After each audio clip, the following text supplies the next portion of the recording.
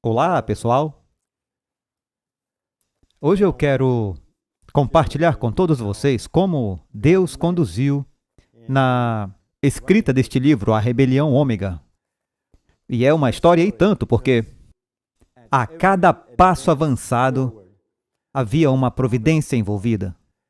E, como eu disse em um programa anterior, eu aprendi tanto nos 5 ou 6 anos que eu levei para tirar este livro da minha cabeça para as mãos do nosso pessoal, que mudou a minha vida, literalmente, mudou a minha vida, e eu quero compartilhar um pouco disso com vocês.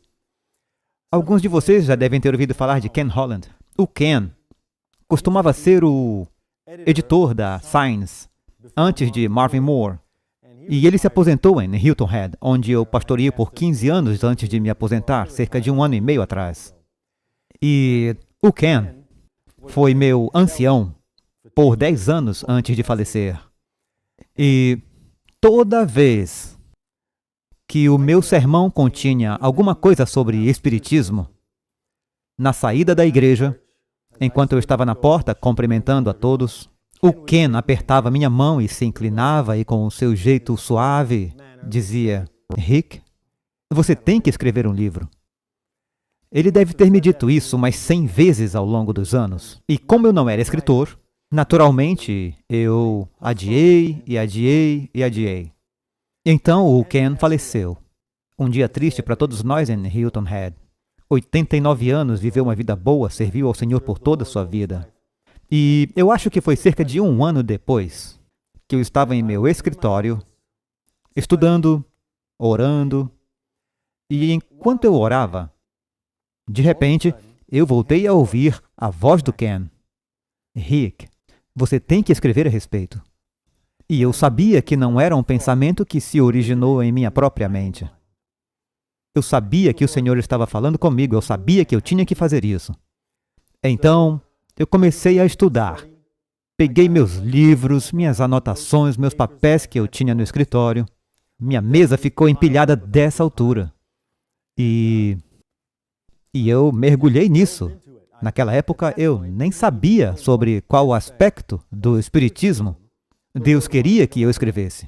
Eu só sabia que Ele falava ao meu coração e que eu devia escrever. E então eu vi, mais ou menos, algo parecido com um flash do lado de fora da porta do meu escritório. E eu sabia que alguém havia entrado na igreja e começado a tirar fotos. Mas, relutantemente, eu me levantei. Eu finalmente comecei a estudar o assunto. Eu não queria me levantar, mas eu percebi que eu tinha que me levantar e cumprimentar as pessoas, quem quer que fosse. E no saguão eu encontrei 2 casais. E eles disseram: "Uau, que igreja bonita! Você se importa se nós andarmos um pouco e tirarmos algumas fotos?" Eu disse: "Não, tudo bem." Eu mostrei a eles um pouco e retornei para o escritório. Eu disse: "Se precisarem de alguma coisa, estarei no escritório." Então, cerca de uns 10 minutos depois, eu ergo os olhos e uma das senhoras, dos 2 casais, das 4 pessoas que entraram, estava em pé na porta do meu escritório, com a mão apoiada no batente da porta, encostada ali, olhando para mim, olhando para a minha mesa. E eu sabia o que ela estava pensando, porque se você visse a minha mesa, você teria pensado que eu não era organizado ou algo assim. Então, ela disse para mim: "O que você está fazendo?" Eu disse: "Bem, na verdade, eu estou estudando para escrever um livro que está muito atrasado." E ela disse: "Oh, e é sobre o quê?" E, sem pensar que ela saberia do que se tratava, eu disse: "Bem, é sobre o alfa e o ômega." E ela disse: "Oh, precisamos de um livro sobre isso." Ela se aproximou e estendeu a mão. E eu me levantei e apertei a sua mão. E ela disse: "Meu nome é tal e tal. E eu sou a vice-presidente da Pacific Press." E eu disse a mim mesmo, na minha mente, eu disse: "Isso é incrível. 10 anos eu venho adiando isso." E naquela mesma manhã, na mesma manhã em que eu começo a escrever o livro, vem alguém da Pacific Press, ela passa 1h30 comigo, me explicando como escrever o livro, como funciona o sistema, como entrar em contato, e eu sabia no meu coração que Deus os enviou lá só para esclarecer em minha mente que sim, era o que Deus queria que eu fizesse. Foi a primeira vez que essa pessoa pôs os pés na igreja de Hilton Head. Ela estava de passagem de Londres para a Califórnia. E ela passou por ali, entrou ali por acaso naquela manhã, e acabamos nos tornando grandes amigos, pelo resto da vida, como Ken Holland. E foi assim que aconteceu com todo o projeto. Desde o primeiro passo, saber que o Senhor quer que eu escreva isso. O Senhor quer que eu escreva isso. Cada avanço, cada vez que eu tinha que seguir em frente e algo tinha que acontecer, havia uma providência envolvida. E isso é tão maravilhoso, porque a providência, novamente, é uma das 3 maneiras pelas quais Deus se comunica conosco. Como eu disse antes, a palavra de Deus, a Escritura, quando nós lemos a Bíblia, Deus fala ao nosso coração. E eu sei que todos vocês que são cristãos já tiveram essa experiência.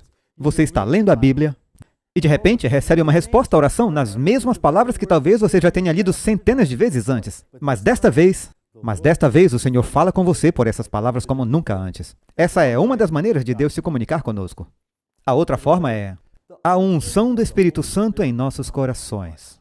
Somos movidos. Ele nos toca, certo? Ele nos motiva através do seu Espírito. No coração, na mente, ok? E uma outra forma é a providência.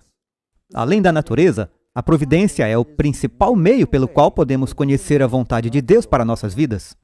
E, pessoal, por isso que é tão importante orar e depois esperar e observar, certo? Não ore sobre algo e siga em frente cegamente, pensando que você mesmo vai empurrar a porta e fazer algo acontecer, só porque você acha que sabe como deve acontecer. Precisamos orar e esperar. E isso é muito importante, e essa é a maior lição que eu aprendi nos últimos 5 anos ao escrever esse livro. Eu aprendi a orar e esperar no Senhor, e esperar que Ele abra a porta. Só porque eu acho que eu posso dar um telefonema e dizer, você está pronto? Você quer publicar o meu livro? Não, não. Não é assim que funciona. Eu sabia, de novo, eu repito, eu sabia que esse era um tema contencioso.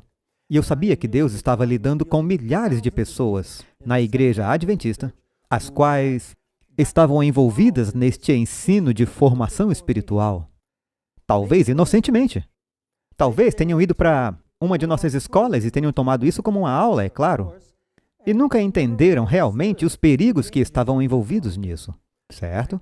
Essa é uma das razões pelas quais o Senhor me capacitou, no início da minha busca pela verdade, esperar passar 5 anos envolvidos no ocultismo, estudando fenômenos psíquicos, praticando elementos sobrenaturais de controle mental e hinduísmo, meditação. Eu aprendi como isso funciona. E eu não entendi realmente, depois que eu me tornei um adventista do 7º dia, por que eu passei 5 anos procurando, certo? Mas hoje eu percebo que foi a educação que eu recebi nesse assunto que me habilitou a discernir hoje o perigo da formação espiritual que entrou na igreja. E, de novo, eu digo inocentemente por muitas pessoas. Mas, quando eu digo inocentemente, quer dizer, as pessoas não perceberam que possivelmente deveriam ir primeiro ao espírito de profecia, antes de começar a estudar e ensinar uma disciplina que vem de outra igreja, certo?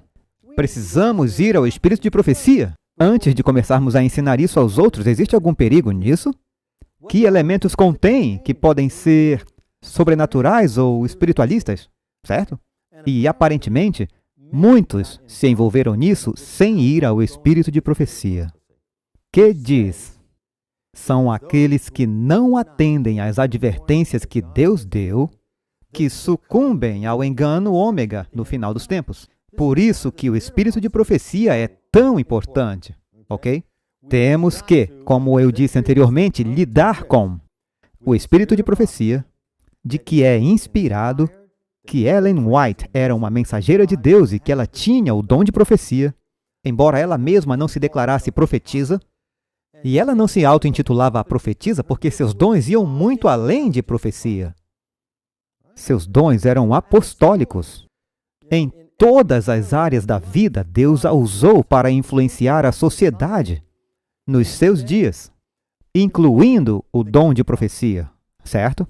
Então, temos que determinar em nossas mentes que Deus deu o dom de profecia à igreja remanescente, à igreja adventista do sétimo dia. Entenderam? Certo? Agora, uma vez que tenhamos entendido isso, e isso esteja bem definido em nossas mentes, certo? Essa é a igreja remanescente. A igreja adventista é a igreja remanescente. E uma vez que tenhamos estabelecido que o espírito de profecia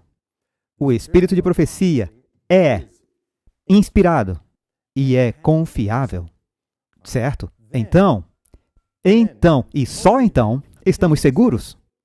Porque se não acreditamos no espírito de profecia ou não cremos que somos os remanescentes, vamos olhar para fora da igreja, que é, na verdade, a Babilônia caída, certo? Por informações. E é isso que temos feito por muitos anos, certo? Então, temos que ir além disso. Temos que ir além do pensamento de acharmos que podemos aprender com as igrejas das quais Deus nos tirou para nos salvar, certo? Não faz sentido? Certo? Não faz sentido voltar para as igrejas caídas, das quais Deus nos tirou para a verdade, para acharmos que podemos encontrar alguma nova luz que nos ajudará na nossa vida espiritual? Agora, há momentos em que devemos ir a essas igrejas? Sim. Certo? O espírito de profecia nos diz: não vá a reuniões onde o erro está misturado com a verdade. Certo? Aquelas igrejas das quais Deus nos tirou, a menos que Deus nos guie até lá. Há razões para irmos. Há motivos para ler material escrito por pastores das igrejas caídas. Esses motivos, talvez, Deus queira que saibamos o que está acontecendo nessas igrejas. E Ele vai enviar um cristão adventista do sétimo dia, maduro e sólido, numa missão como essa. Mas ir lá pensando que podemos aprender algo, para melhorar nossa experiência espiritual, é aí que estamos violando o princípio no espírito de profecia. Não vá a esses encontros. E se você insistir em ir, Deus vai deixar você ir, certo? E essas são todas as coisas sobre as quais eu acabei escrevendo na Rebelião Ômega. Como ter um verdadeiro avivamento em nossa igreja? Eu nem sequer sabia as razões para estar escrevendo essas coisas. Eu orava e o Senhor me guiava numa determinada direção que ia além meramente do engano ômega, além da formação espiritual. Esses outros assuntos, eles continuavam a surgir e eu percebi, tenho que escrever sobre isso. Então, há capítulos aqui dentro, há informações aqui sobre como ter um verdadeiro reavivamento e reforma. E sabe, não podemos misturar isso com as igrejas caídas. E, ao mesmo tempo, crer que teremos um reavivamento e reforma finais que nos levarão à sacudidura para aquele grupo puro do povo de Deus que sai e dá a mensagem do alto clamor para o mundo inteiro. Enquanto estamos visitando igrejas caídas e, na verdade, absorvendo a aplicação de seus princípios e tentando aplicá-los às nossas vidas, nós nunca teremos um reavivamento e reforma de verdade. Portanto, temos que chegar ao ponto de assumirmos uma posição. E nos posicionamos pelo espírito de profecia e no fato de que essa é a igreja remanescente, certo? E Deus quer que sejamos separados do mundo. Sim, um povo peculiar. Assim como Jesus disse à mulher no poço, a salvação é dos judeus. Isso não era popular quando ele disse isso. E não é popular hoje. Quando dizemos que a igreja adventista é a que tem a mensagem de salvação nos dias de hoje. E é a mensagem mais solene já dada aos mortais, a ser dada ao mundo. E nós somos o povo designado de Deus, que guarda os mandamentos de Deus e tem o dom de profecia entre nós, manifestado entre nós. Porque assim que Deus designou um povo, certo? Assim que Deus teve um povo designado que guardasse os mandamentos de Deus, Ele reinstituiu o dom profético a esse grupo de pessoas. Por isso temos uma profetisa entre nós hoje. Não é maravilhoso? Não é bom saber disso? Agora, deixe-me voltar ao livro. Esse era o meu estado de espírito quando Deus me fez começar a escrever este livro. Mas sabe, cerca de um ano depois, mais ou menos um ano, eu pensei, Senhor, o Senhor não envia uma mensagem como esta para a tua igreja por um pastor ignorado e desconhecido? Quando tu envias a verdade, como as 3 mensagens angélicas, como o Grande Despertamento em 1888, o Senhor não falou com Guilherme Miller. O Senhor está falando com teólogos do mundo todo. E essa foi a evidência de que essa mensagem vinha de ti. Foi aí que eu me senti sozinho. Senhor, eu estou sozinho nessa. Deve haver outras pessoas com quem o Senhor falou, que entendem as mesmas coisas sobre as quais o Senhor quer que eu escreva neste livro. E eu preciso de ajuda, eu não posso mais prosseguir sozinho.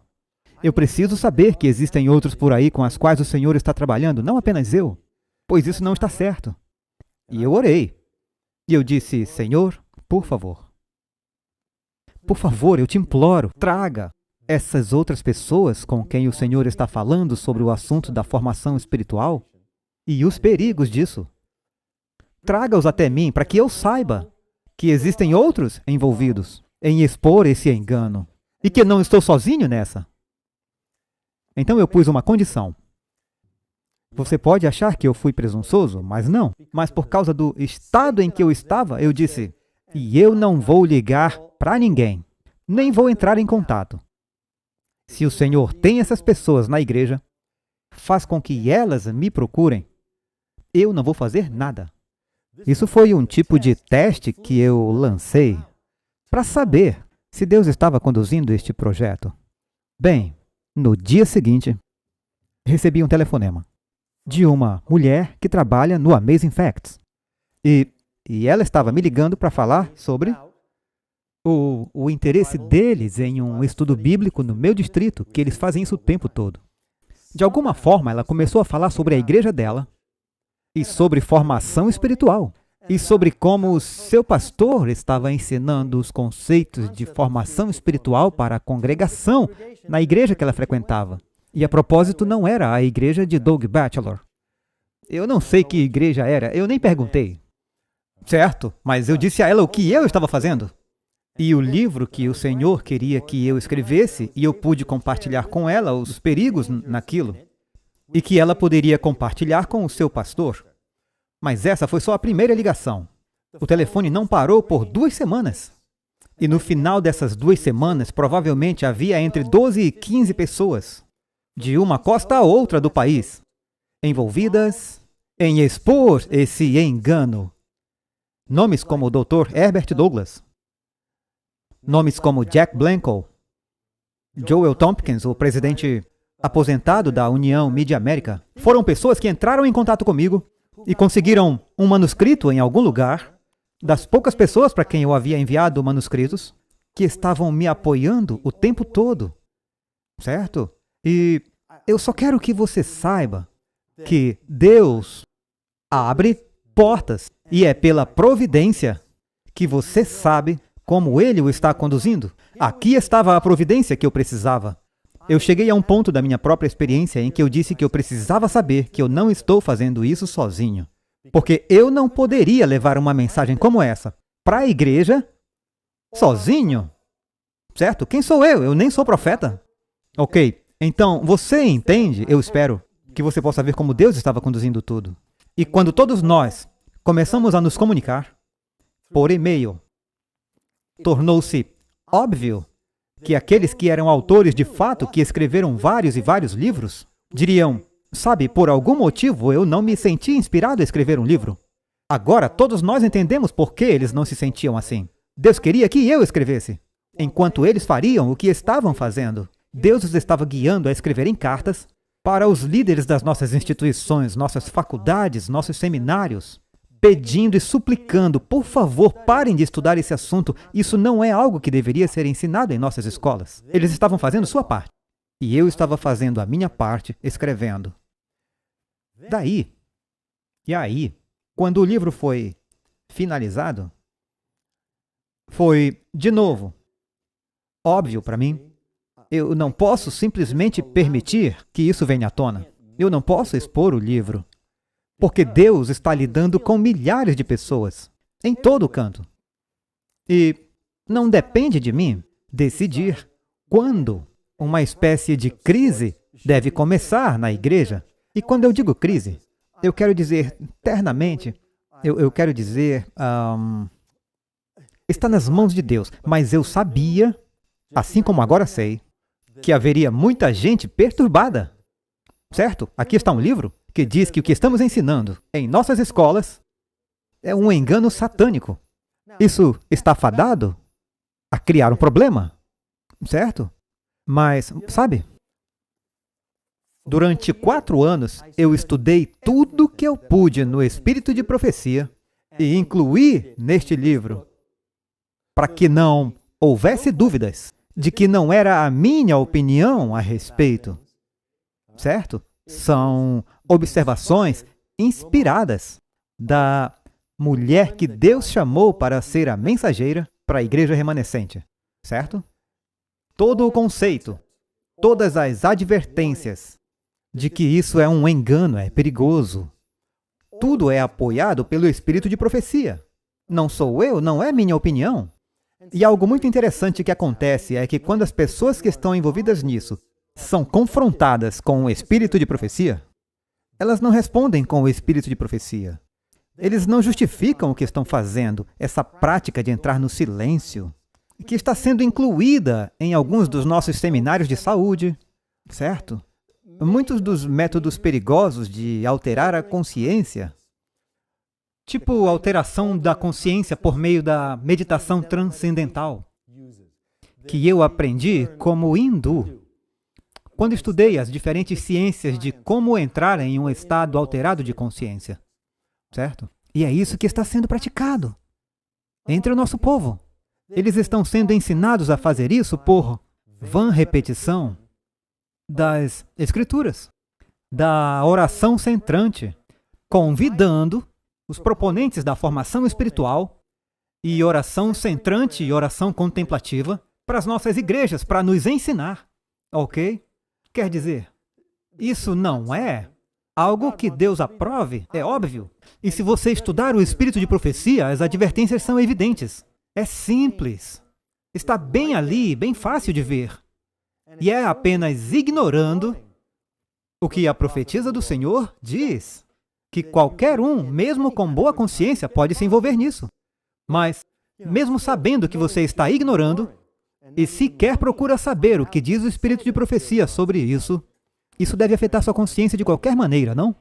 Somos adventistas do 7º dia, somos o povo de Deus. No fim do mundo, a igreja remanescente. Deus nos deu o dom profético para nos conduzir.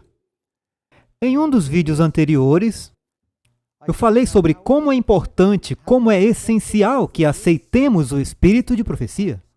Certo? Esta é a aplicação específica de Deus dos princípios que estão na Bíblia.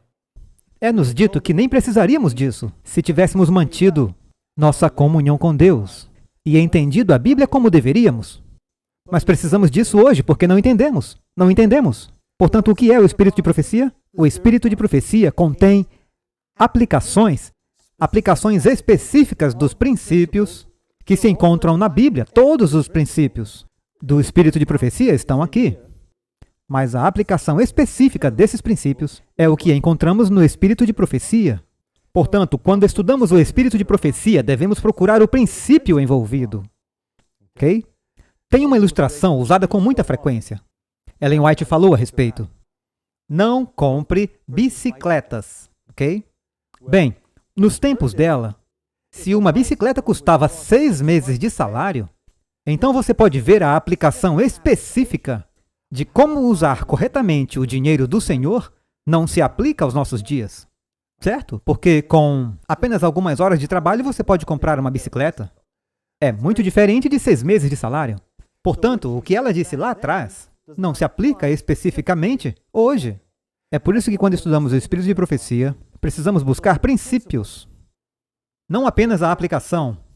Porque se olharmos apenas as aplicações, podemos dizer o quê? Do que ela está falando? Isso é ridículo! E podemos facilmente querer deixar o espírito de profecia de lado. Mas nunca, se encontrarmos o princípio envolvido, porque princípios não mudam. O princípio está sempre lá, não importa qual seja a aplicação específica. Estão me acompanhando? Então, quando você estuda o espírito de profecia, você procura pelo princípio envolvido. E o princípio será verdadeiro hoje, como era naquela época. E a propósito, o espírito de profecia diz que tudo o que foi revelado a ela, lá atrás, nos anos 1800, é aplicável até o fim dos tempos. Nenhum de nós tem o direito de começar a escolher e dizer, bem, isso é condicional. Eu não acho que ela quer dizer que devemos seguir este ensinamento hoje. Naquela época era diferente. Não façam isso, pessoal. Ela diz, não façam isso, certo? Cada princípio escrito ali, ok? Cada aplicação da profecia no espírito de profecia é tão aplicável hoje quanto naquela época. E ela nos fala várias e várias e várias vezes que precisamos voltar à mensagem original que foi dada.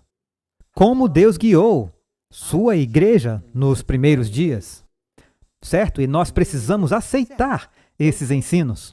Eles oraram intensamente e estudaram bastante. Noites de sono foram perdidas enquanto o Espírito Santo guiou alguns de nossos membros originais da igreja naquela época. E Deus os conduziu a uma compreensão da Bíblia que ninguém havia tido antes e que ainda é aplicável hoje. Ellen White fala como foi o momento mais triste de sua vida, quando ela foi separada do resto do grupo que estava descobrindo verdades maravilhosas. Era difícil para ela, ela queria estar envolvida, ela queria participar dos estudos, mas Deus não permitiu isso. Depois que descobriram a verdade, os ensinamentos básicos que formaram as doutrinas da igreja remanescente, a igreja adventista, então Deus verificaria se esses ensinamentos eram verdadeiros através do dom de profecia, através de Ellen White. Mas ela não foi envolvida naquelas descobertas, porque Deus não queria que ninguém aparecesse e dissesse, bem, vocês sabem, através de meios normais de estudo, não podemos descobrir tais coisas.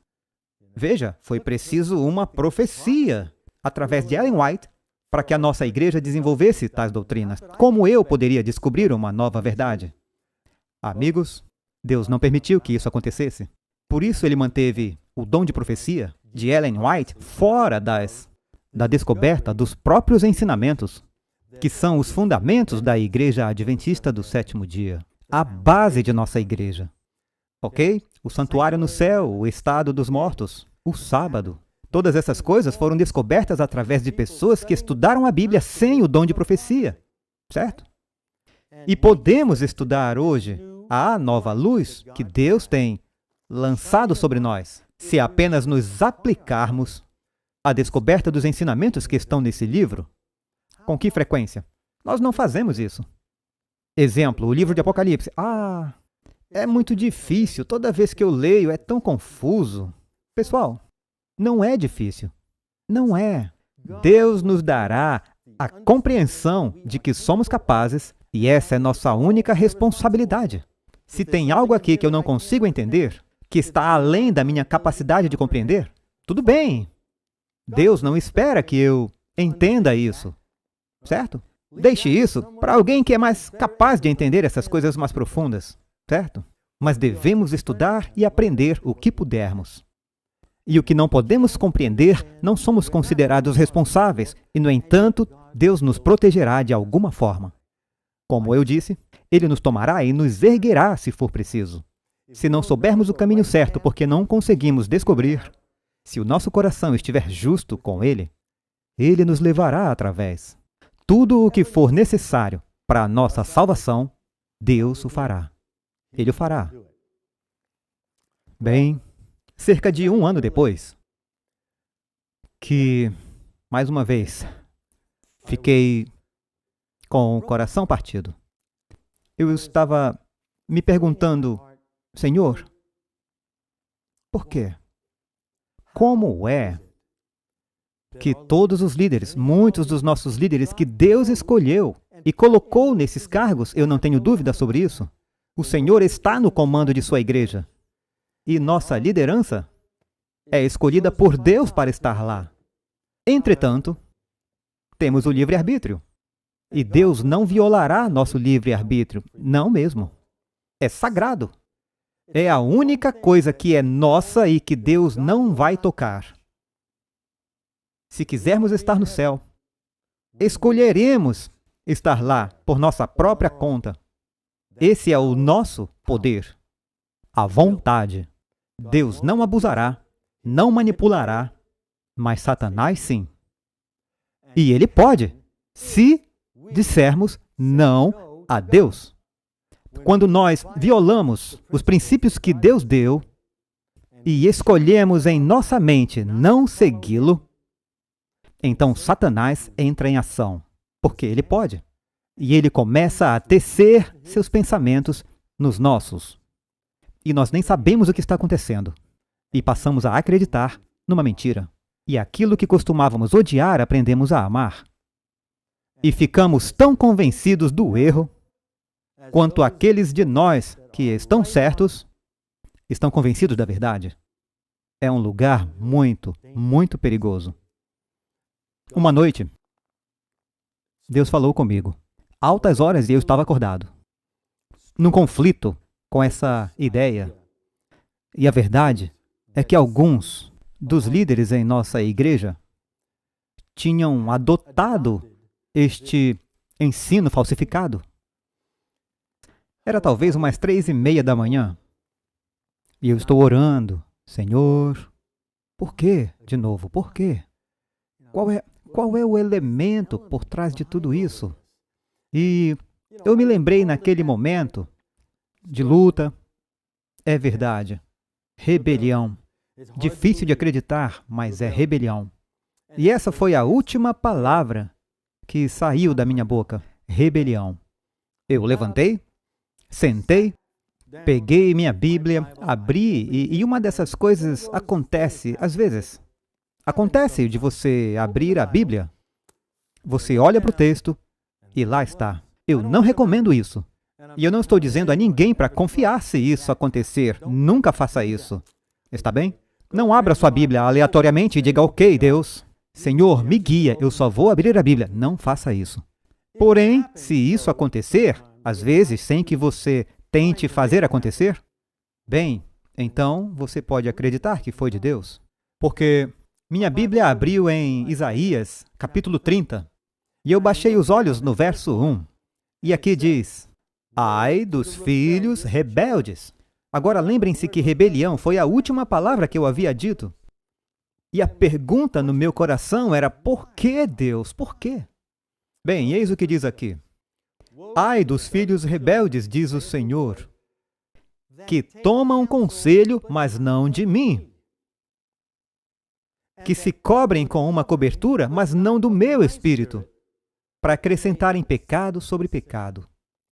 Eu reconheci aí mesmo, essa é uma resposta ao que eu estava dizendo. Ai daqueles que tomam conselho, mas não de mim. Minha pergunta é, por que essa rebelião? Como isso acontece? Como essas pessoas acabam nesse estado de rebeldia? Bem, aqui está.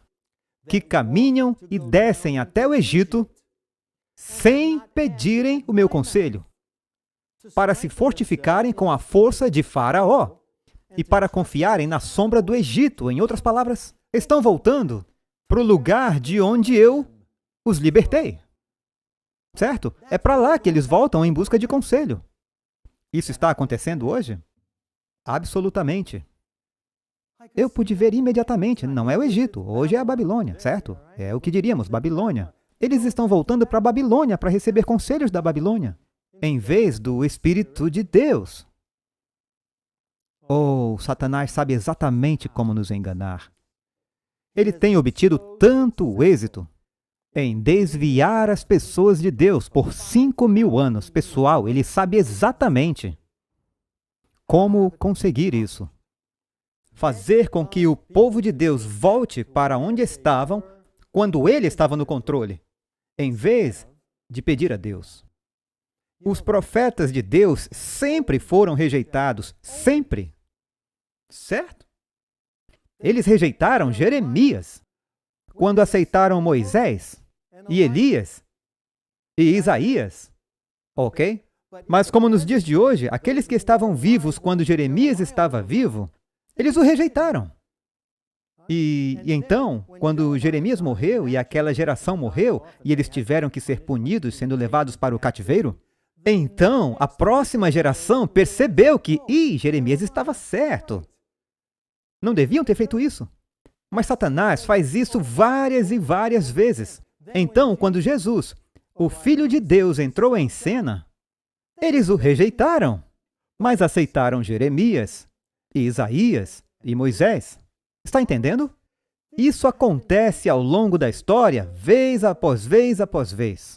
Eles rejeitaram Jesus e o mataram, o Filho de Deus.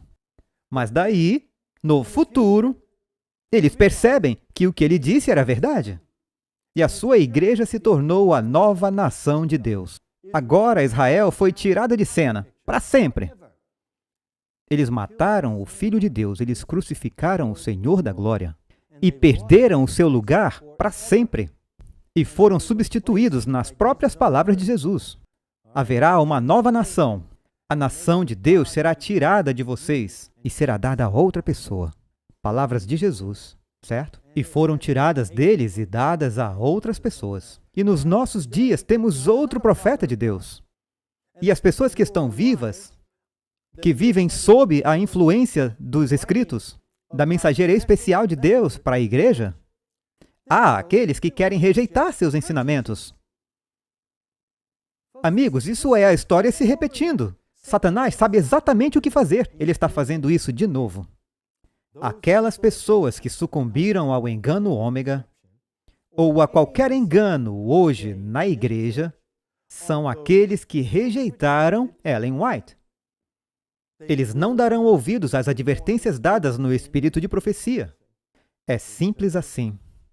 Eles estão voltando à Babilônia, convidando pessoas como Leonard Sweet, Richard Foster, para darem entrevista à nossa própria revista.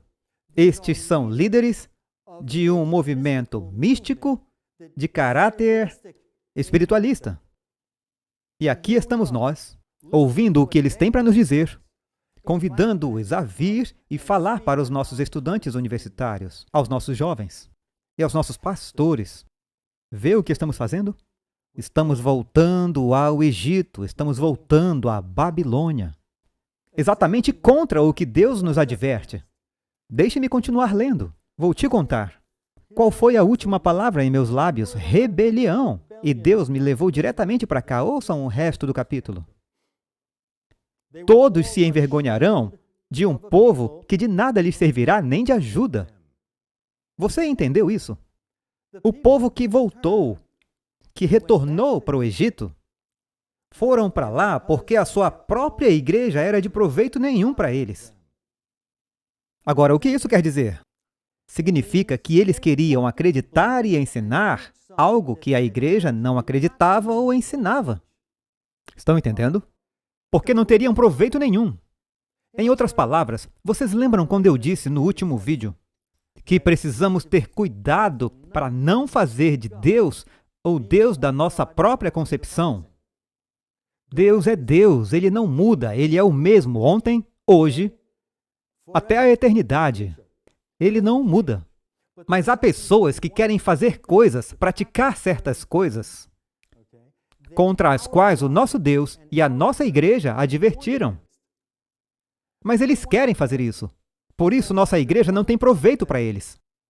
Por isso, eles têm que ir lá fora da igreja, voltar ao Egito ou à Babilônia, a fim de encontrar apoio para os seus ensinamentos. E esse é exatamente o caso da formação espiritual. Formação espiritual, uma disciplina criada e inventada pelo catolicismo romano, que incorpora o misticismo e o silêncio, a solidão, o lugar tranquilo. Tem a ver com a oração centrante, certo? Aprendida lá atrás, nos anos 50 e 60, bem aqui, em nosso próprio país, bem aqui, próximo a Boston, por um padre, Thomas Keating, da Igreja Católica Romana, um monge, em um monastério, que convidou gurus e hindus para vir e ensinar a ele e a outros padres católicos romanos lá em cima como meditar e entrar em estado alterado de consciência. Foram eles que criaram as bases para a formação espiritual hoje. A oração centrante foi aprendida dos hindus, que praticam yoga, e do mosteiro do padre Keating, em Massachusetts, nos anos 50. Essa é a verdade. Eu tenho toda a história escrita aqui, na Rebelião Ômega. Essa prática é a base para se entrar no silêncio. E não se deixem enganar, amigos. O silêncio, o estado alterado da consciência chamado silêncio, onde as pessoas acreditam que estão entrando na presença de Deus, é o próprio batimento do coração da formação espiritual. É como o dom de línguas para o pentecostal. Eles não seriam sequer pentecostais se não houvesse falar em línguas. E é essa experiência sobrenatural que solidifica a sua experiência. E é o que eles desejam e é o que eles buscam. Se fosse tirado o silêncio da formação espiritual, acredite, ninguém sequer se interessaria por ela. Ninguém se interessaria.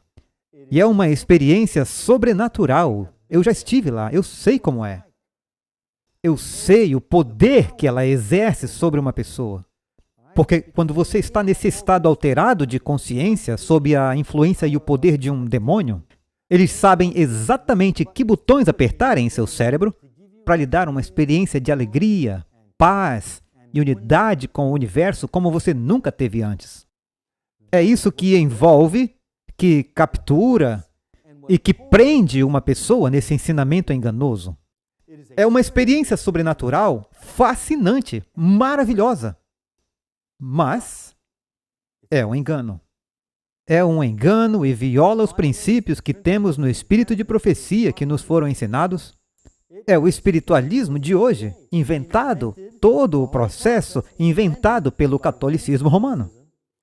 E é a principal ferramenta na evangelização do mundo para a Igreja Católica Romana. São palavras do próprio Papa João Paulo II. A principal ferramenta para conquistar o mundo inteiro para o catolicismo. Este é o propósito e o poder da formação espiritual, da espiritualidade contemplativa. Você entendeu? Você vê de onde isso está vindo? Este é um poder destinado a envolver o mundo todo e levá-los de volta ao catolicismo romano. E que especialmente nós, como adventistas do sétimo dia, sabemos que vai acontecer. Toda a terra se maravilhou após a besta. Não é isso que diz? Toda a terra. E nós acreditamos nisso, nós ensinamos, nós pregamos. E então nos é dito, por este Papa mundialmente famoso, que esse processo, essa disciplina de formação espiritual, de espiritualidade contemplativa, deve ser usada para reconquistar o mundo inteiro. É a principal ferramenta para evangelizar o mundo inteiro. O que há de errado conosco? Você vê? Eu vou lhe dizer o que há de errado. Deus me mostrou. Nós voltamos para Babilônia para obter informações, ao invés do espírito de profecia. Ouça o resto, para onde Deus me conduziu naquela noite. Graças a Deus. Escute. Todos se envergonharão de um povo que de nada lhes servirá, nem de ajuda, nem de proveito, porém de vergonha e de opróbrio. É assim que tudo está se desenrolando. É uma armadilha e é uma censura. Agora escute o que o Senhor disse para Isaías fazer. Lembre-se de que eu estou lendo isso no meio da noite. Pois o Egito os ajudará em vão, e para nenhum fim Por isso clamei acerca disto. No estarem quietos será a sua força. Eles deveriam parar. Mas escutem, agora vá. Isso é o Senhor falando a Isaías.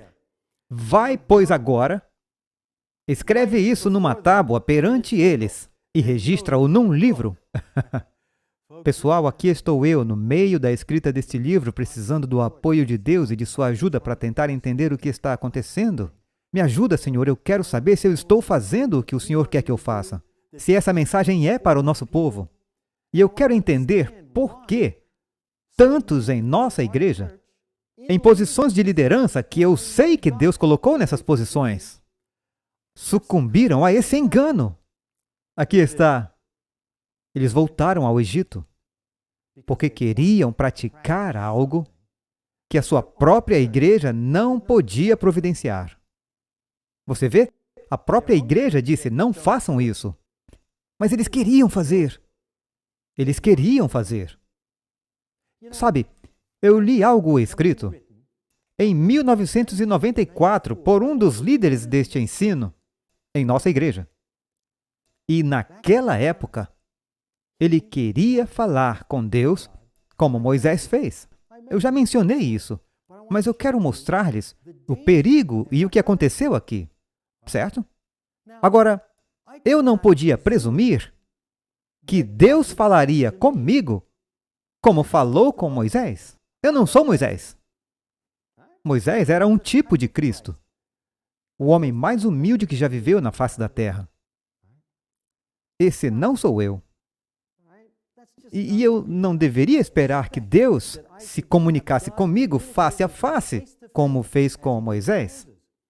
Ao invés disso, eu deveria humildemente inclinar minha face e dizer, Deus, eu aceito qualquer coisa que tu queiras me dar. De qualquer maneira que tu queiras falar comigo, está tudo bem para mim. Não depende de mim.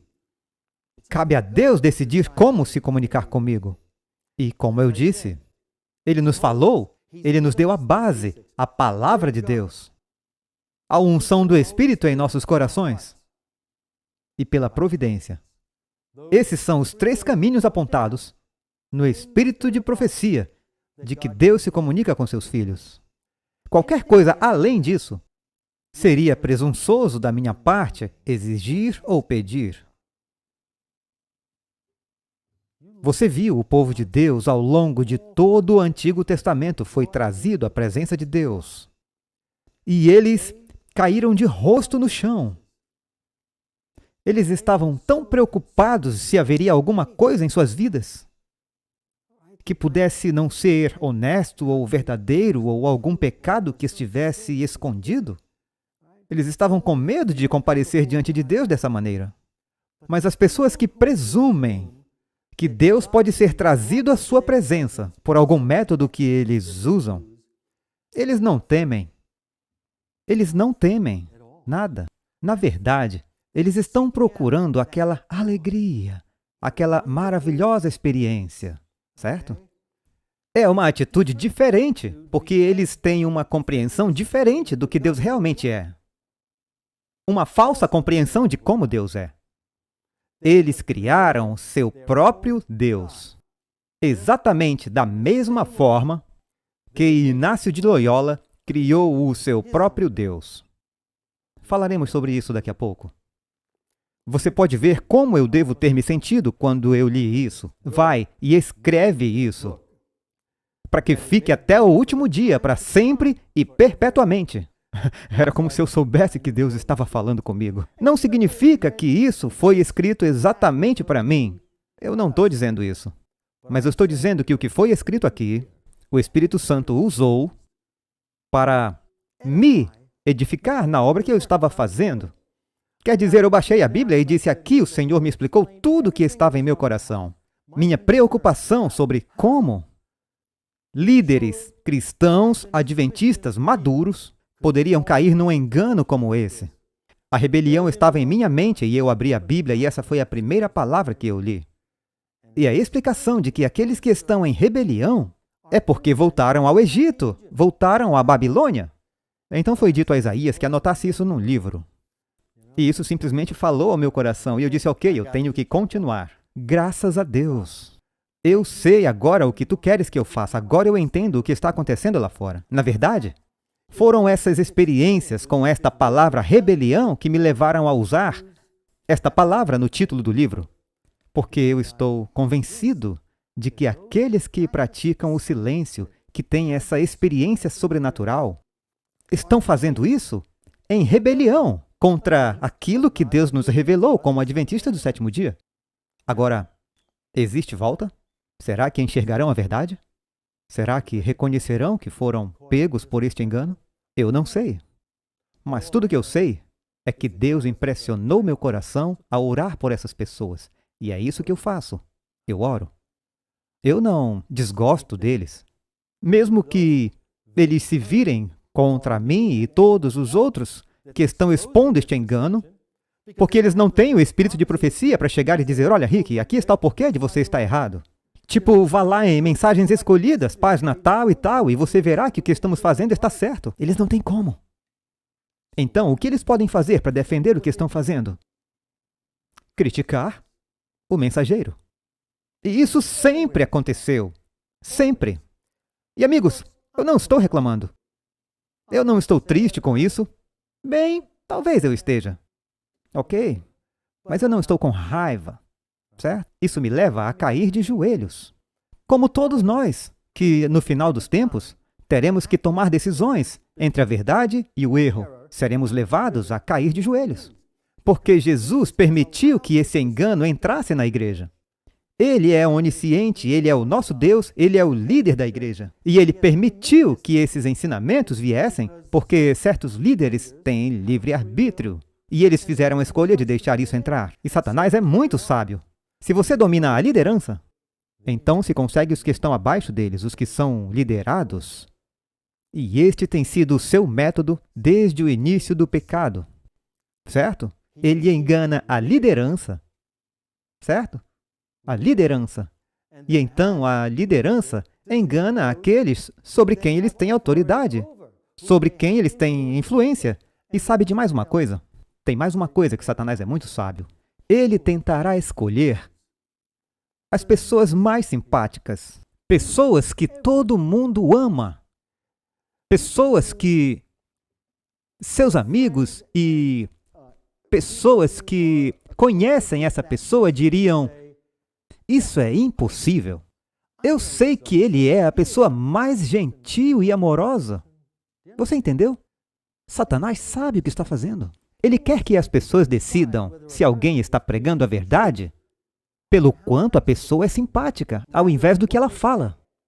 Em vez de pegar as palavras e compará-las com a verdade inspirada que foi dada à igreja adventista. Ele quer que a sua personalidade influencie a decisão sobre se este ensinamento é verdadeiro ou falso. É assim que Satanás trabalha. Essa é a verdade, certo? Portanto, Satanás sabe o que está fazendo. Ele já faz isso há mais de 5.000 anos, como eu disse. Ele sabe como influenciar as pessoas, como nos desviar, como escolher líderes que estão dispostos a seguir o erro, voltar à Babilônia para pedir conselhos e depois trazê-los de volta à igreja. É o que está acontecendo hoje, não é mesmo? Você tem que admitir. Temos muitos líderes em nossa igreja, pastores da nossa igreja, indo para o Seminário Teológico Fuller, indo para o Seminário Teológico de Dallas, obtendo seus diplomas avançados nas escolas das igrejas da Babilônia caída. E então eles trazem esse ensino de volta à igreja com eles. Foi assim que esses ensinamentos entraram na igreja adventista. Satanás sabia que não podia trazer padres católicos romanos para ficar em pé em nossos púlpitos. Não iríamos tão longe. Assim, ele influenciou as igrejas protestantes com este erro, com esses falsos ensinamentos, sabendo que poderia nos levar a nos misturar com as igrejas protestantes de uma forma pouco saudável, uma forma em que somos desaconselhados. E é assim que tudo está acontecendo. Mas o fato é que se nossos líderes tivessem, se as pessoas que trouxeram este ensinamento para a igreja e espalharam entre o povo, tivessem ido ao espírito de profecia para descobrir, eu deveria estar ensinando isso? Eu deveria estar usando esses princípios ensinados nesta disciplina e levá-la ao nosso povo? Deveria eu estar fazendo isso? Eles teriam logo visto, não, eu não deveria. Mas eles evitaram. Como eu disse, eles evitaram. E eles voltaram para a Babilônia. E eles simplesmente aceitaram o que Babilônia ensinou. Novamente, por quê?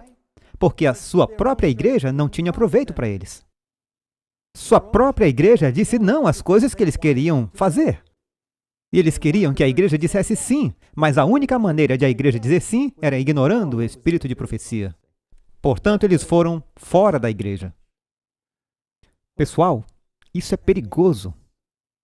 Sabe, eu vou compartilhar com vocês agora onde o Senhor me levou a uma profecia no livro de Daniel que explica exatamente isso. Em Daniel, capítulo 11, a partir do verso 30, Ellen White fala sobre como alguns deles em nossa igreja seriam enganados por este ensinamento. Aqui está. Vamos dar uma olhada. Capítulo 11, em Daniel. A irmã White estava escrevendo uma carta para um irmão Crow e ela estava pedindo doações para o trabalho, ou doações ou empréstimos para levar adiante o trabalho. Isso foi em fevereiro de 1904, eu acho. Exatamente o momento exato em que ela estava lidando, finalmente, com o Dr. Kellogg. Depois de 20 anos implorando e suplicando para que ele voltasse e descartasse esses ensinamentos, esses falsos ensinamentos com os quais ele estava envolvido. Mas ela teve finalmente que tomar uma posição. E naquele mesmo mês, eu acho que foi, ela escreveu uma carta ao irmão Crow. E então, ela cita os versículos de Daniel 11, versos 30 ao 36, e diz: muitos aspectos dessa profecia teriam outro cumprimento no futuro. Agora, eu quero que vocês se lembrem de algo. Que essa profecia em Daniel 11, fala sobre o diário, o ministério de Cristo no lugar santíssimo, certo? No templo, no céu. E agora é 1904, Jesus está no lugar santíssimo, não no santo. Portanto, quando ela se refere ao ministério diário de Cristo no templo, no céu, ela tem que estar falando do Santíssimo, porque estamos em 1904. E seu ministério não se encontra mais no lugar santo, está no lugar santíssimo. E quando ela diz que há aspectos dessa profecia que chegarão a outro cumprimento, estamos falando do ministério de Cristo no templo, no céu, no lugar santíssimo. Agora, ouçam o que ela diz nesta profecia. Versículo 30, Daniel 11, verso 30. Porque virão contra eles navios de Quitim. Portanto, ele ficará de luto. Agora, aqui está falando que o rei do norte está de luto. O rei do norte é a Roma papal. Em 1904 é Roma papal, certo? E continua. E voltará e se indignará contra a Santa Aliança. Em 1904, quem tinha a Santa Aliança? A Igreja Adventista. Não é verdade? Nós somos o povo da aliança. Em 1904, quando ela escreveu isso. Então aqui continua dizendo: e fará o que lhe aprouver, voltará e atenderá aos que tiverem abandonado a Santa Aliança. Agora, do que estamos falando aqui? Estamos falando de pessoas na Igreja de Deus que tinham um relacionamento de aliança com Deus, mas que abandonaram. E Satanás, agora o rei do norte, através do rei do norte, Roma papal, dialoga com eles. Você está ouvindo isso? Roma papal dialogando com o povo na Igreja de Deus, que um dia conheceu a Santa Aliança, mas que agora abandonou, tendo algum tipo de diálogo com Roma papal. Interessante. Essa palavra inteligência no hebraico É a única vez que ela foi usada em toda a Bíblia. Daniel a escreveu. E sabe o que significa? Tem um significado complexo. Significa observar, separar e escolher, educar. Não é interessante? Olhe para um grupo de pessoas. Escolha um determinado grupo. Separe e eduque da maneira que você quiser. Não foi exatamente isso que aconteceu entre os defensores da formação espiritual em nossa igreja? É o que está dizendo aqui, que alguns que conheciam a Santa Aliança, mas agora a abandonaram, ou foram escolhidos por Roma Papal e educados por eles. É esse o caso da formação espiritual? Parece que sim, não é mesmo? Pense a respeito. Este é um ensinamento católico romano. Foram eles que inventaram. Eles idealizaram e ensinaram a certas pessoas de nossa igreja que foram aos seus institutos e seminários para aprender, fora da igreja adventista. É dizer que isso aconteceria. E Ellen White disse que há partes dessa profecia que se repetiriam. Qualquer coisa repetida a respeito do cotidiano tem que ser o ministério de Cristo no lugar santíssimo, certo? Pois é lá que Jesus está. E você sabe, o líder da formação espiritual nos Estados Unidos da América, Richard Foster, escreveu uma celebração da disciplina, leitura recomendada para aqueles que tomam formação espiritual em nossas escolas. Disse que entrar no silêncio, nesse estado alterado de consciência, é como carregar seu próprio pequeno santuário. Palavras dele. E quer saber, ele está certo. Se você pensa que pode chamar a presença de Jesus quando quiser, indo e focalizando sua mente e entrando em um estado de consciência alterado, é como carregar o seu próprio santuário. Eu chamo Jesus para vir à minha presença no momento que eu quiser. Agora, se você acredita nisso, se você acredita que Jesus entra em sua presença sempre que você entra no silêncio, quem precisa do templo no céu? Não precisamos. Na verdade, quem precisa da igreja remanescente? Para dar ao mundo a mensagem de que Jesus agora está no Santíssimo, nem disso você precisa. Tudo o que você precisa é saber como praticar o misticismo. Só isso. Porque você pode entrar num estado alterado e acreditar que você chegou à presença de Deus. Você sabia que Ellen White falou que aqueles que caíssem no engano ômega realmente ouviriam Jesus falando com eles? Você entende do que se trata agora? Você vê por que Satanás quer que aceitemos e acreditemos nesse ensinamento? Porque ele nos mantém enganados. Ele fala conosco e nós acreditamos que é Jesus. Assim faremos tudo o que ele disser. O que quer que Satanás queira que façamos, faremos se entrarmos no silêncio e acreditarmos que chegamos à presença de Deus. Satanás está no controle de nossas vidas. O que quer que tenha sido esse ômega, fez Ellen White tremer. Na minha mente, não há muito que possa fazê-la tremer. Ela viu tudo. Ellen White era uma mulher experiente. Uma pessoa chamada por Deus. Ela viu tudo o que a faria tremer. Sabe? A respeito do Alfa, ela disse o que teria acontecido se tivéssemos aceitado o Alfa e não o tivéssemos derrotado. E uma das coisas, ou algumas das coisas que ela disse que teria acontecido, se fosse a número 1, haveria livros de uma nova ordem escrita. Isso já aconteceu? Sim. Em nossas livrarias há livros contendo misticismo escritos por adventistas do sétimo dia. Mas graças a Deus, acabei de ouvir que na semana passada, um dos principais livros não será mais vendido em nossas livrarias. Você pode ligar para um gerente da ABC e descobrir que livro é. E quem é o autor. Você tem minha permissão para fazer isso. Agora, ela disse algo mais. Ela viu um trabalho sendo feito na igreja. Um grande trabalho. Um trabalho onde os líderes se reuniam e fizeram planos de ir para as cidades.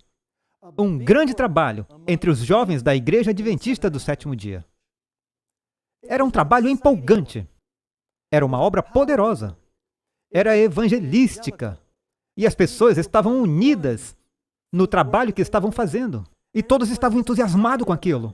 E as pessoas que planejavam isso sentiam e acreditavam que estavam sendo conduzidas por Deus a cada passo do caminho. Mas Satanás era o seu mestre, não Jesus. Você acha que isso a teria feito tremer? Ela falou sobre um grande trabalho que estava sendo feito, mas o sábado foi considerado levianamente. E livros de uma nova ordem sendo escritos. Pessoal, elementos daquela visão estão acontecendo hoje. Eu não estou dizendo que chegamos lá, não estou dizendo que o ômega tomou conta, mas há elementos da apostasia ômega que têm se manifestado em nossa igreja hoje. E é hora, agora é a hora de enfrentarmos esses enganos. Deus escolheu esse tempo. Deus escolheu esse tempo. Certo? Ouçam o resto da profecia e depois eu vou terminar falando sobre como esse livro foi publicado. E braços, verso 31, serão colocados sobre ele e profanarão o santuário. É o santuário do céu. Será que este ensino polui o templo no céu? Absolutamente. Como eu disse, quem precisa de um templo no céu? Quando tudo que eu tenho que fazer é ir meditar e vir à presença de Jesus. Eu não preciso ir atrás do véu com ousadia, como nos ensinou o apóstolo Paulo. Eu não preciso entrar na obra final, o trabalho que está acontecendo no lugar santíssimo, o dia antitípico da expiação em que estamos vivendo, com a mensagem mais solene jamais transmitida a um mortal. Eu nem sei o que é isso, eu nem quero saber, porque eu posso chamar Jesus até aqui sempre que eu quiser, praticando o misticismo. Novamente, você vê o perigo neste ensinamento? Ele varre os fundamentos do adventismo. Quem precisa disso? Eu posso ir pessoalmente a Jesus a hora que eu quiser, apenas entrando em um estado místico, sendo enganado pelo que ele tem enganado a humanidade durante 5.000 anos. A mesma prática, o mesmo nível alterado de consciência. Todos os místicos entram nesse estado alterado. É disso que se trata o misticismo. Agora, ele vai poluir o santuário, ok? E vai tirar o diário.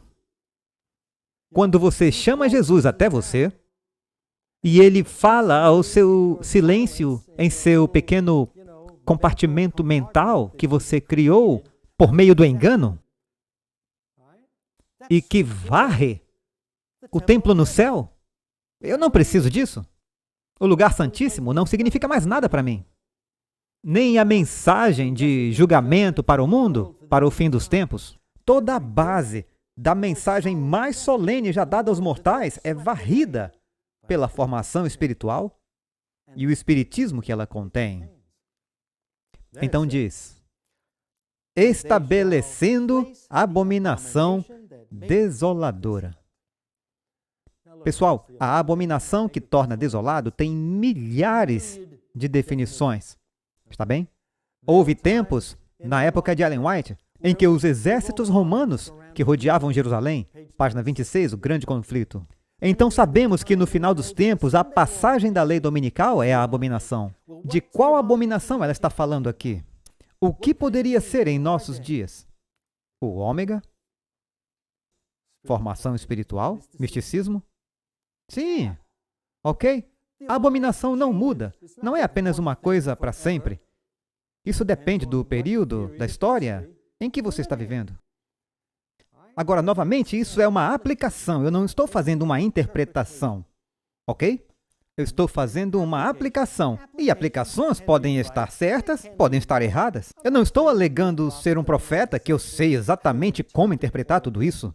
Mas formação espiritual, para mim, é uma aplicação da abominação da desolação que varre a verdade da mensagem do santuário em nossos dias. E, obviamente, isso acontece. É uma prática mística. Isso elimina o ministério de Cristo no lugar santíssimo. Eu nem preciso mais olhar para o lugar santíssimo. Tudo o que eu preciso fazer é entrar em transe. E eu tenho Jesus, e Ele fala comigo. E eu estou no silêncio. E eu estou tendo bons sentimentos, de alegria e unicidade com tudo. E eu estou sendo enganado. E eu estou preso nesse engano. E eu não posso justificá-lo no espírito de profecia, então eu tenho que criticar aqueles que vêm e dizem: o que você está fazendo é errado. Você entende agora? Eu estou falando com adventistas agora, que compreendem, que acreditam na inspiração e no espírito de profecia. Ele nos adverte a nos afastarmos disso. Nos adverte a não praticar o espiritualismo ou misticismo, certo? E temos que levar a sério nossas vidas. E temos que aceitar a inspiração do espírito de profecia. Caso contrário, podemos jogar tudo isso fora e fazer o que quisermos. É por isso que isso é tão importante.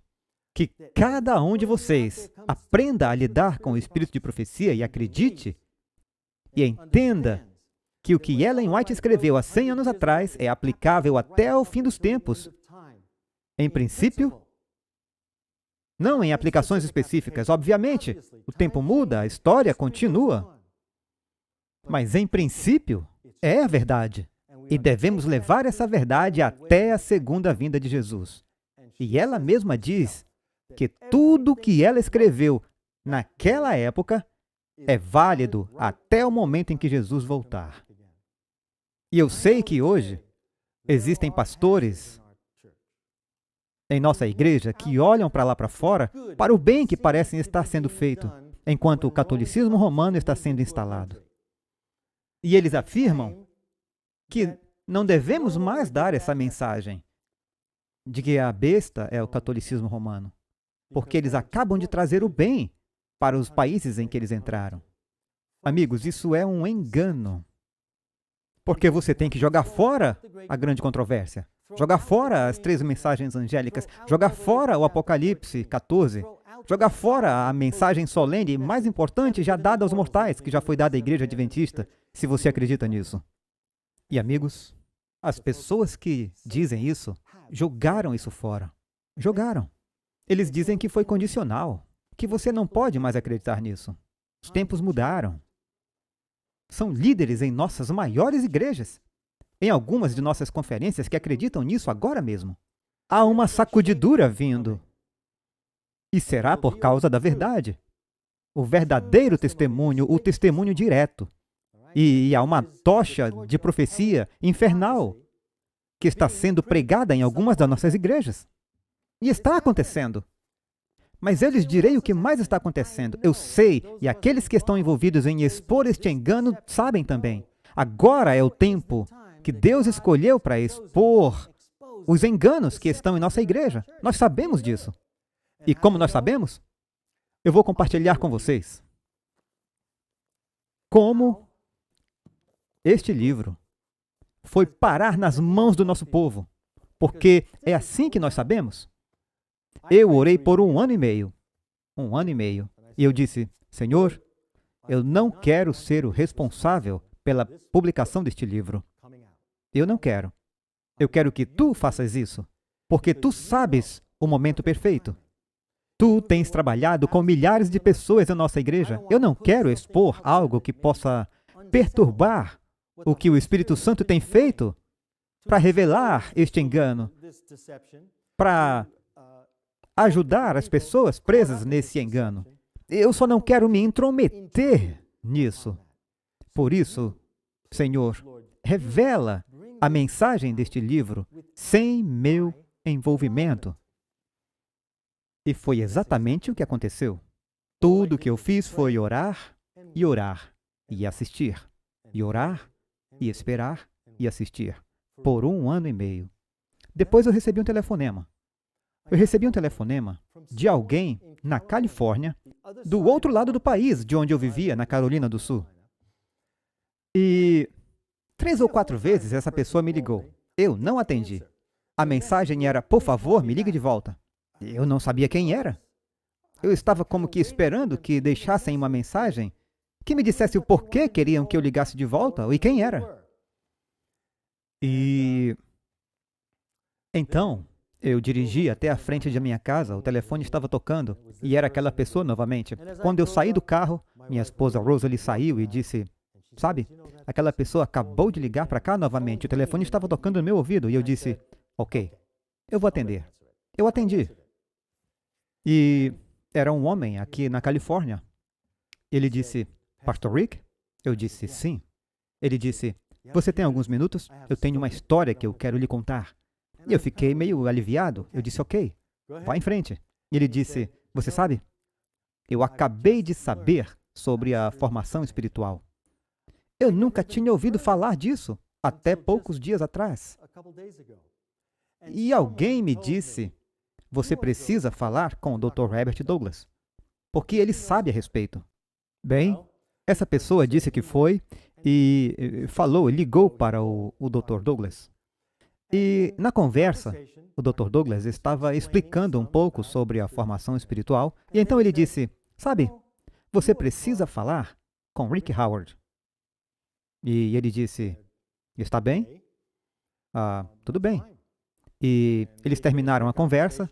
Em 1 hora, ele encontrou alguém que disse, sabe, eu ouvi falar de um pastor na Califórnia que ele está lidando com isso.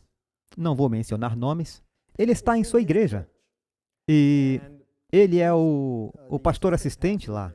E ele está realmente passando por dificuldades, porque há outros na igreja que querem ensinar isso e ele sabe que isso não está certo.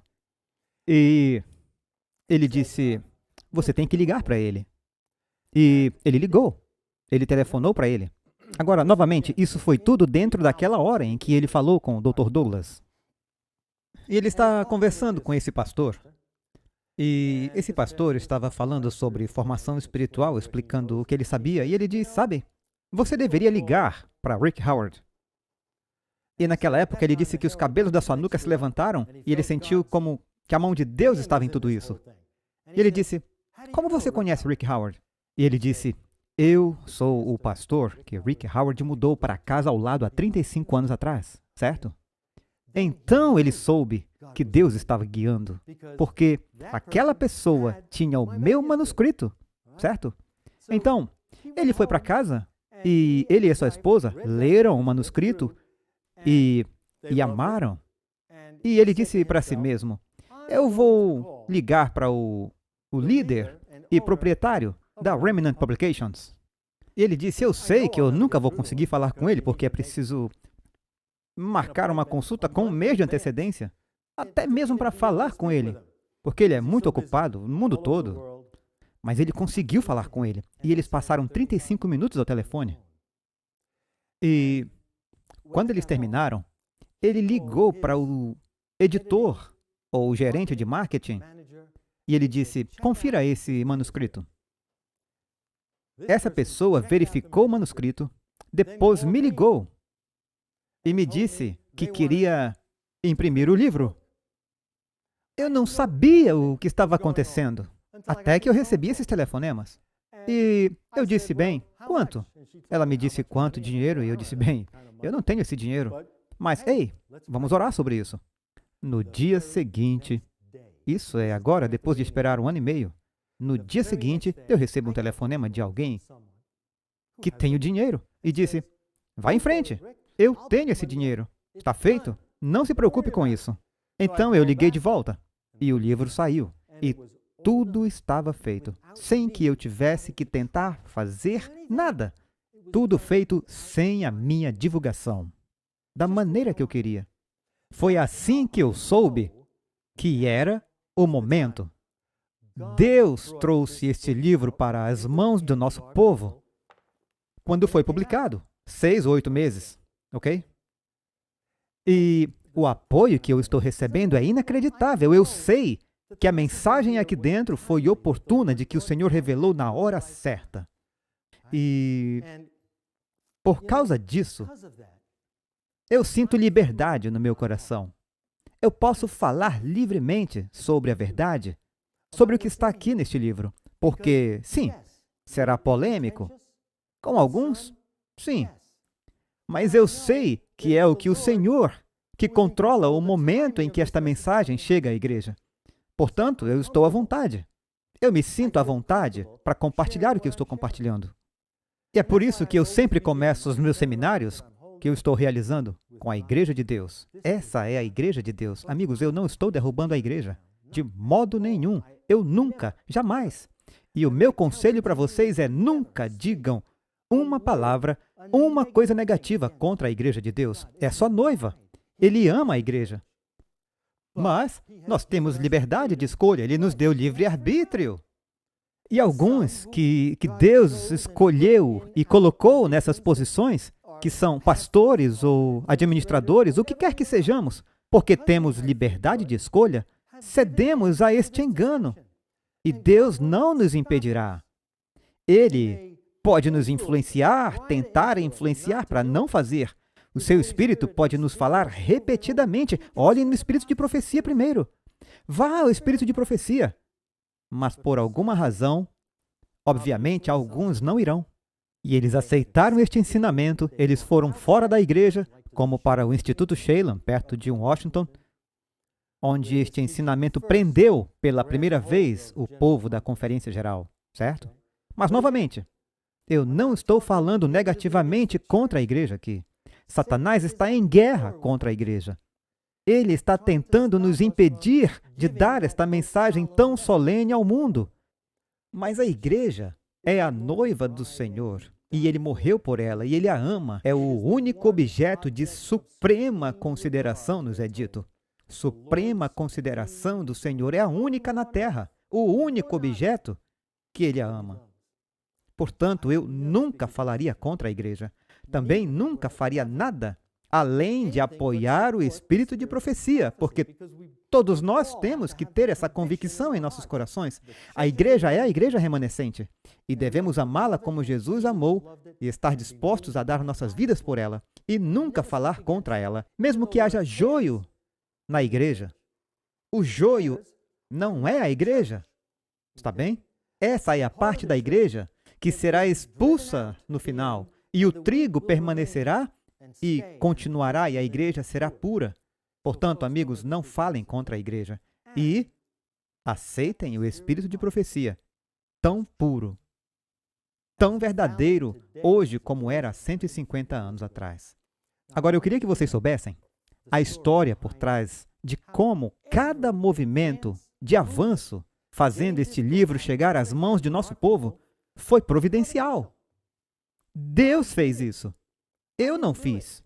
Foi eu que escrevi. Saiu da minha cabeça. Eu estudei muito. Sim, eu tive que ler material não adventista para escrever. Ok?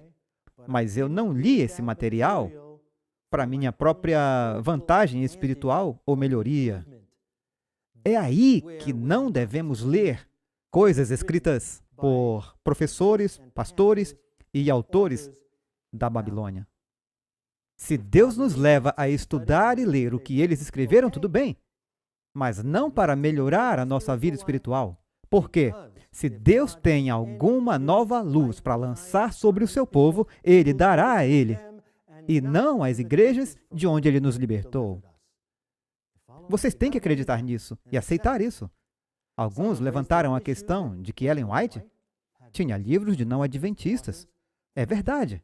Mas as igrejas protestantes, antes de rejeitarem a verdade em 1844 ou 1850, o que quer que seja, não eram o povo de Deus. As igrejas protestantes, antes que a igreja adventista se tornasse a igreja remanescente de Deus, eram o povo de Deus. Portanto, os livros escritos por eles, naquele momento, eram válidos. Podemos usar esses livros.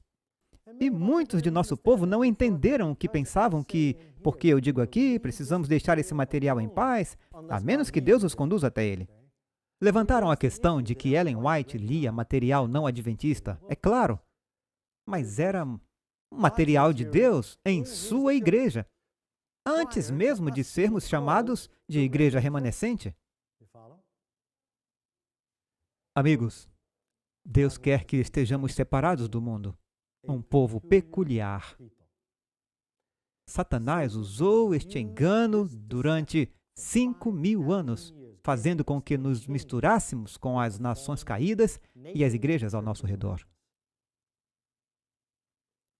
Ele sabe o que está fazendo, mas Deus nos disse para pararmos, separarmos, tomar uma posição, e agora é a hora, este é o tempo, que Deus escolheu para expor os enganos, não apenas formação espiritual, mas para expor todos os enganos em nossa igreja.